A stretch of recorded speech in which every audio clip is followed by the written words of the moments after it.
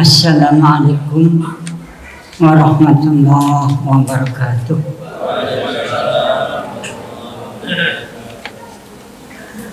Bismillahirrahmanirrahim. Alhamdulillahi rabbil alamin. Wa bihi nasta'in ala umuri dunya waddin.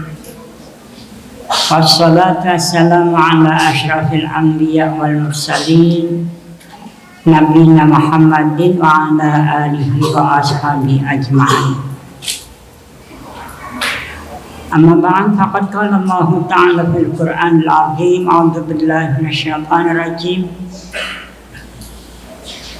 Ya ayyuhalladzina amanu anfiqu mimma razaqnakum min qabli an ya'tiya yawmun la bay'un fihi wala khullatun wala syafa'ah wal kafiruna humuz zalimun. Hai orang-orang yang beriman, infakkanlah sebagian dari rizki yang telah kami berikan kepadamu sebelum datang suatu hari di mana hari itu tidak ada jual beli, tidak ada lagi persahabatan, dan tidak ada lagi syafaat. Orang-orang kafir itulah orang-orang yang zalim. Shadaqallahul azim. Para ibu, para bapak, ada sebuah riwayat. Di zaman Rasulullah itu ada seorang yang memiliki pohon korma. Kormanya amat lebat dan sangat enak. Pokoknya sangat dikenal kormanya itu yang terbaik. Cuma sayang, pemilik korma ini sangat pelit, medit kata orang Jawa ya.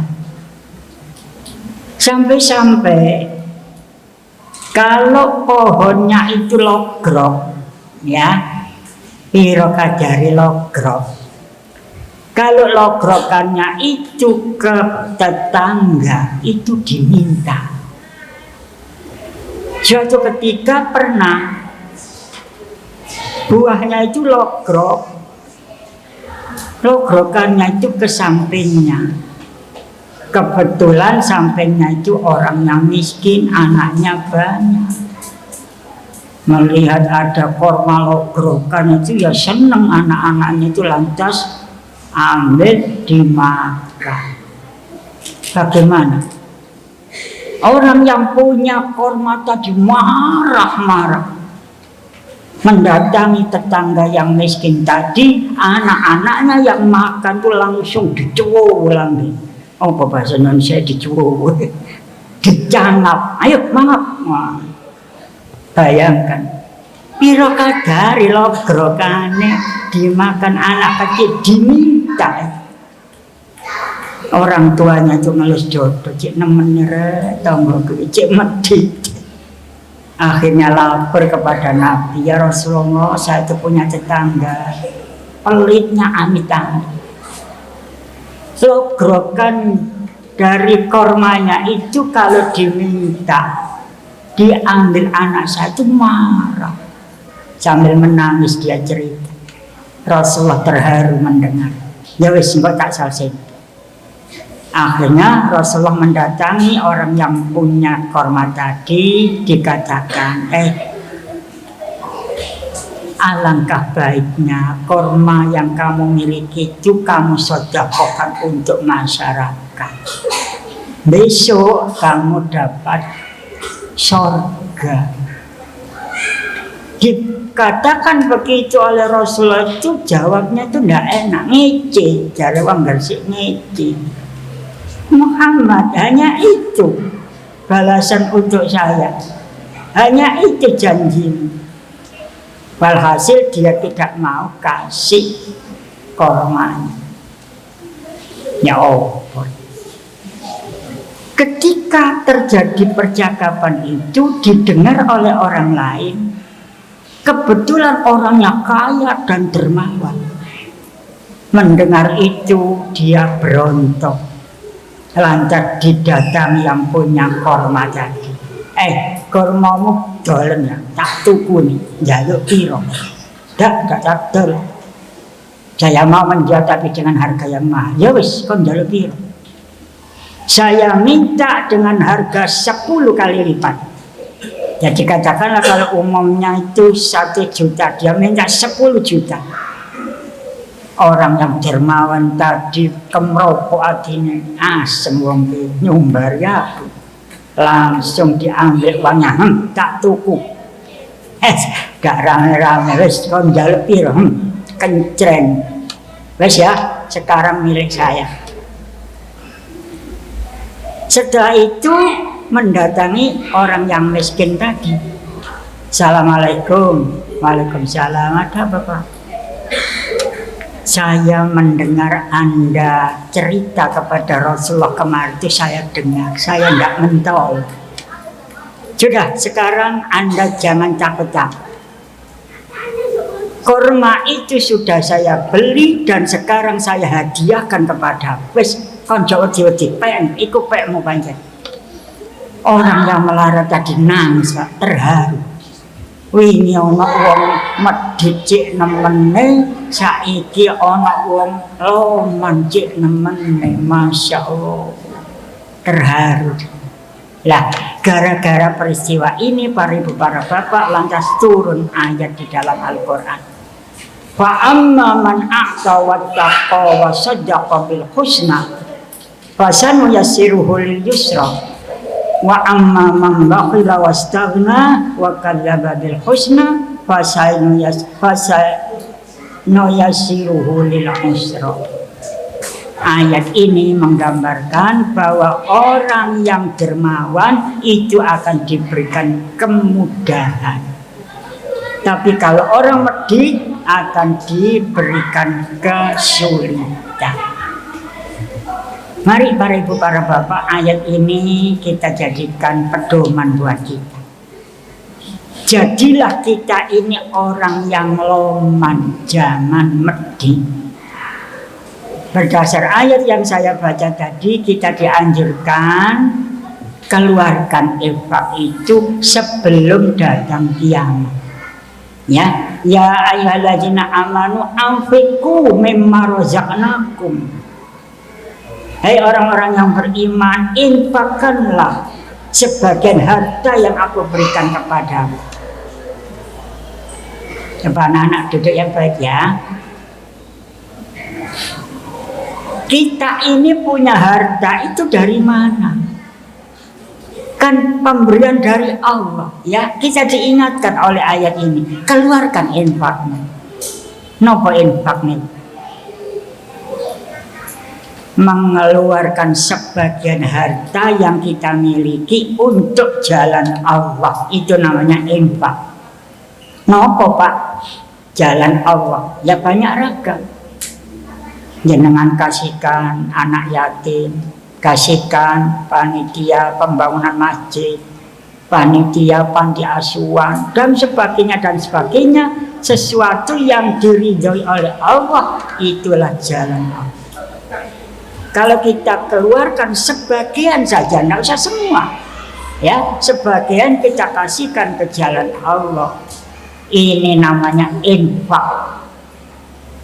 Di dalam Al-Quran para ibu para bapak, perintah sholat dan perintah infak itu selalu gandeng ya. Aqimus sholat wa atiz zakat, kan gitu. Zakat itu termasuk infak. Jadi mari kita jangan segan-segan untuk mengeluarkan infak, utamanya zakat. Zakat itu wajib. 1/40 harta milik kita itu pada hakikatnya milik orang lain, hak mereka, orang yatim, orang fakir miskin. Jadi kalau kita tidak mau mengeluarkan zakat, berarti kita menahan hak mereka. Na'udzubillah. Hati-hati. Besok di hari akhirat, harta yang kita miliki yang tidak kita zakatkan itu dimasukkan ke dalam mulut kita, dijejel nolambir. Iki biyen nak dunia kon ndak tahu siapa. Naudzubillah. Ya. Para ibu, para bapak, sebetulnya kita ini dermawan.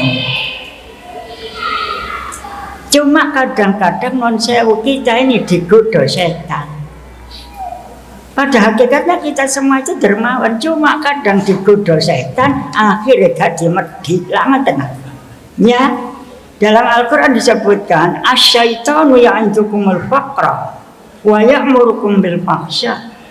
Wallahu ya'idukum maghfiratan minhu wa fadla wallahu wasi'un alim. Syaitan menjanjikan menakut-nakuti kamu dengan kemiskinan, sedang Allah menjanjikan kamu dengan ampunan.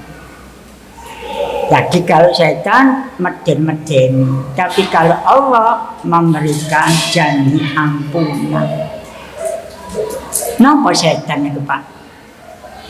Kita sebagai wong Jawa itu menganggap setan itu gondoruwo, wewe gombel gitu ya. Bukan itu. Pokoknya siapapun yang menggoda itu asyaiton minal jinnati wan nas. Baik itu manusia maupun jin, sifatin goda itu setan. Termasuk istri kita kalau goda ya setan. Ya, menghalang-halangi wong lanang zakat, menghalang-halangi sedekah, setan itu. Ayo Mas, sampeyan ikuti nemen kabeh wong maka ini nama masjid 1.000 tak sampai ngekenya 1 juta melenok. Cok gaya apa? Kira-kira sesuai di Pak. Kita sebagai laki-laki diolok-olok istri katanya kelomanan ya, gaya mengkeret akhir. Ya wes gak sadar terus nggak disengani wong wedok. Ini setan ini. Naudzubillah ya. Jadi kalau kita sudah berniat mau sedekah, mau infak, mau zakat, jangan mau dihalangi oleh siapa. Ya, para ibu, para bapak, loman itu panjang repot nih. Jak kena loman tak, gak iso. Ibaratnya jak ngantuk, oh masa iso wong kok ngantuk. Ya, oh ndak ngantuk kok ngantuk. Baru bisa tidur, nek diiliri kan gitu ya. Kayak pasangan diiliri suwe-suwe turu. Nah, sama dengan orang dermawan. Cak dermawan lah, gak bisa negara kuat ini. Tapi kalau kita ajak untuk sedekah, insya Allah lama-lama berubah jadi loma. Lah, kalau kita infak hendaknya ikhlas semata karena Allah. Di dalam Al-Quran itu disebutkan, ya ayyuhalladzina amanu la tubtilu shadaqatikum bil manni wal adha. Hai orang-orang yang beriman, janganlah kamu rusak sedekahmu itu dengan menyebut-nyebut dan menyakiti yang diberi. Ngalor itu cerita siapa sing bangun masjid At-Tanwir, siapa sing bangun, siapa sing nyumbang, nada aku wah cerita ngalor itu. Di samping itu menyakitkan hati orang yang dikasih. Misal memberikan sarung kepada saya, terus muni ngalor itu, Pak Teriku sarung gak tak jamel riyo. Kira-kira gimana Pak, saya kan gak menesel ya ngalare mengatasi sarung bagi cerita wong sarandu agung isin lah. Ini gambaran orang gak ikhlas. Ngalor ngidul menyebut pemberiannya dan menyakiti orang yang dikasih. Naudzubillah. Ya, jadi kita jangan kikir. Mari kita belajar untuk lomba. Kita mengeluarkan infak, sedekah niku non sewu Pak. Ibarat kita mengeluarkan kotoran di waktu buang air. Bacedul. Napa kita pikir iku mau cilik tak gede kok. Enggak pakai mikir mbok cilik mbok gede mbok ajur mbok wungkul wis buang kan ngaten. Lah kita empat itu ya gitu, jangan pakai pira iku mau ya. Dak keliru sing tak lebokno kok celengan lho keliru rek. Sakjane pengen 5.000 tapi lu sing 100. Man lho. Sudah jangan pakai dilihat lagi. Terus kadang bejeldil metu. Ya, itulah gambaran orang ikhlas. Ya, para ibu, para bapak, ikhlas itu lawannya apa? Riya. Kepingin dipuji orang. Kalau kita amal berbuat kebaikan hanya kepingin dipuji orang lain, itu namanya riya, ria'an nas. Na'udzubillah. Riya ini kata Nabi termasuk syirik kecil, syirkul asghar, syirik kecil. Loh Pak, mengapa?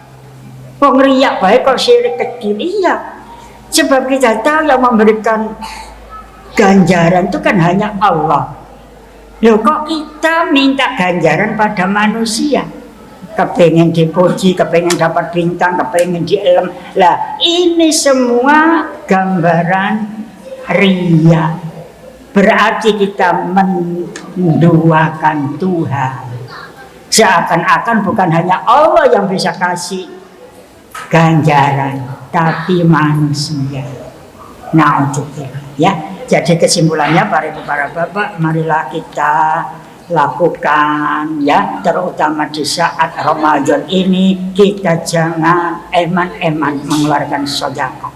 Ya, minimal kita kasih makan orang yang sedang buka. Minimal. Ya, ada sebuah hadis mengatakan barang siapa yang memberikan makan kepada orang yang berbuka, dia dapat ganjaran seperti orang yang puasa.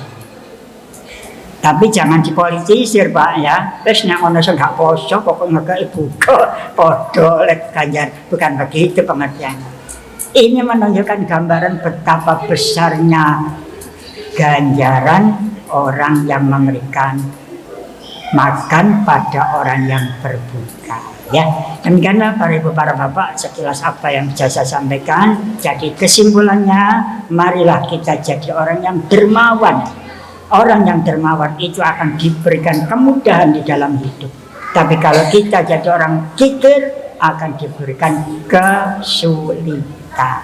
Ya, demikian akhir kalam. Assalamualaikum warahmatullahi wabarakatuh.